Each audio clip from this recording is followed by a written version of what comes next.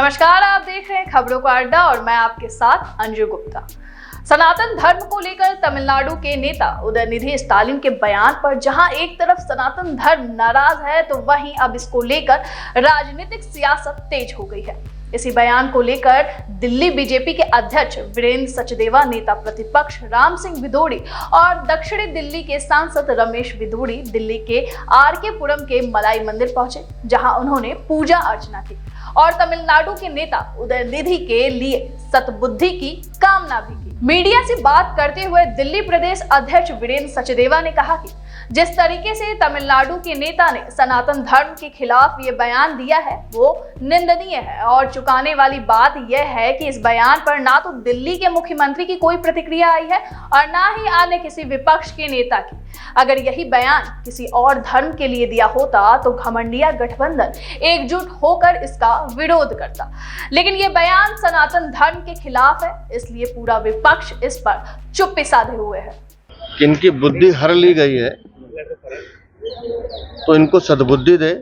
सनातन धर्म सर्वे भवन्तु सुखना में विश्वास करता है, सबके सम्मान की बात करता है, सबके प्यार की बात करता है, सबको साथ लेके चलने की बात करता है और उस धर्म को उखाड़ने की बात करने वाले और दिल्ली के मुख्यमंत्री अरविंद केजरीवाल जो 3 दिन से मुंह सील कर बैठे हैं, चुप बैठे हैं, चुप्पी साधी हुई है, दुनिया भर की बातों पर ज्ञान देंगे, मुंबई में जाकर स्टालिन से गले मिलेंगे लेकिन यहाँ नहीं बोलेंगे।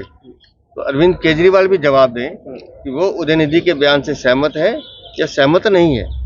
सनातन धर्म का अपमान देश में कोई भी व्यक्ति, वो किसी भी धर्म का हो, बर्दाश्त नहीं करेगा और इस तरह की परंपरा जो ये शुरू कर रहे हैं, ये समाज को विघटन करने की साजिश है, समाज को तोड़ने की साजिश है, G20 के समय भारत की छवि को धूमिल करने की साजिश है।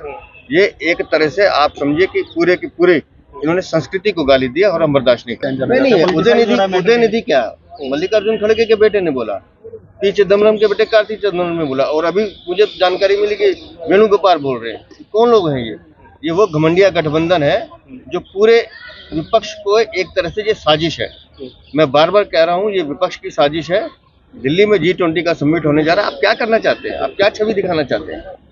ये सनातन धर्म हजारों साल पुरानी संस्कृति है, विदेशी आक्रांता मुगल ये इसको समाप्त नहीं कर पाए, आप क्या समाप्त करेंगे जी? आप लोगों की औकात क्या है? और मैं बार बार इसलिए कह रहा हूँ क्योंकि दिल्ली देश की राजधानी और दिल्ली के मुख्यमंत्री मुंह चुप करके बैठे हैं, जवाब देना चाहिए उनको। विपक्ष अभिव्यक्ति की आजादी की बात कर देता है ऐसे स्टेटमेंट को लेकर। तो मैं वही तो कह रहा हूँ, अभिव्यक्ति की आजादी का मतलब ये है कि आप किसी भी धर्म, किसी भी सनातन को गाली देंगे क्या?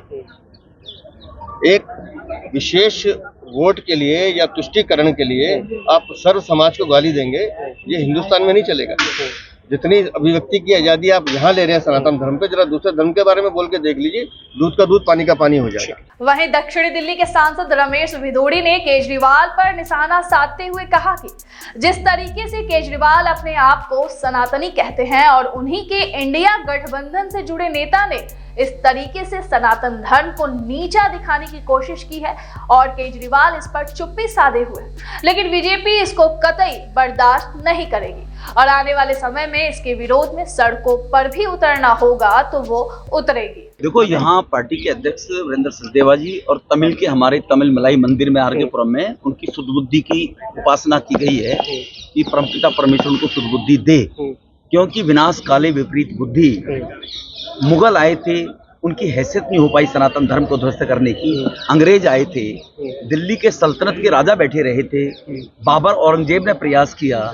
ये हिंदुस्तान में रहने वाले बहुसंख्यक समाज 140 करोड़ जो सभी जातियों में लोग रहते हैं, ये उनका अपमान है एक तरह से। आपको नफरत मोदी जी से हो सकती है, आपको नफरत बीजेपी से हो सकती है, लेकिन भारत के 140 करोड़ लोगों में जो सनातनी बहुसंख्यक रहते हैं उनको गाली दोगे तो ये कहीं ना कहीं रावण भी इसी अहंकार में मारा गया था। प्रहलाद के पिता ने हिरण्यकश्यप भी इसी उसमें अहंकार में मारा गया था कि भक्त प्रहलाद कुछ भी नहीं है, मैं सर्वोसर्वी हूँ। तो अभी ये तुष्टीकरण भारत छोड़ो, ये प्रधानमंत्री जी ने कहा था, ऐसी कुंठित और दूषित मानसिकता के लोगों की, तो इसीलिए ये बातें कहकर अभिव्यक्ति की आजादी है तो ये 140 करोड़ लोगों का तिरस्कार है, अपमान है। और ये संस्कृति जो सनातन संस्कृति है कायर नहीं है, ये आने वाले समय में लोकतांत्रिक तरीके से इनको इनकी हैसियत बताएगी, जवाब देगी। जहां तक भारत की बात करें तो भारत अपनी विविधता की संस्कृति के लिए ही जानी जाती है। यहाँ अनेक धर्म मत के लोग सदियों से मिलजुल कर एक साथ रहते आए हैं और आमतौर पर एक दूसरे की आस्थाओं का सम्मान भी करते हैं। इस लिहाज से देखें तो राजनीतिक तबके को इसका ज्यादा ख्याल रखने की जरूरत है कि धार्मिक मसलों पर टिप्पणियां करके बेमानी विवाद न खड़े किए जाए। इसके बजाय उन्हें सुधार और बदलाव कैसे किया जाए, इन प्रयासों पर ध्यान देने की जरूरत है। खैर, स्टालिन के इस बयान से 2024 के चुनाव की सियासत को हवा जरूर मिली है।